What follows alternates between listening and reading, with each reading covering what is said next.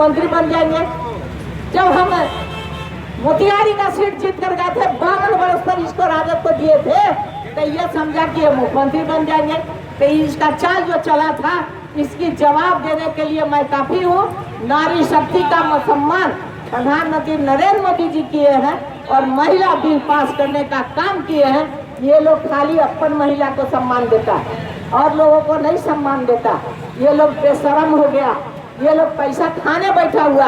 हम जिस सरकार में रहते हैं एक घोटाला नहीं हुआ, जिनके यहाँ का रोज घोटाला होता है और अब पति खरबपति बने हुए। सब तो लगता नहीं, जेल में जाओ, जेल से आओ, बेल पर आओ, बेल में आओ। बेशरम आदमी को शर्म नहीं लगता। अब जाति गणना का भी हम लोगों का घोटाला कर दिया। ये घोटाला नहीं बर्दाश्त होगा, ये अपमान बर्दाश्त नहीं होगा। इनको जवाब देने के लिए हम लोग काफी है और जवाब देंगे। इसी के साथ हम हमारे हजारों लोग जन बैठा हुआ है धरना पर।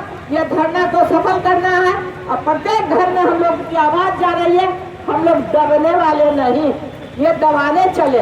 इनको समझ में आता है कि हम ही करते हैं सब कुछ, तो इनको बता देगा, बताते रहे। इनको सब समझ में आ गया कि शक्ति एक चीज होती है।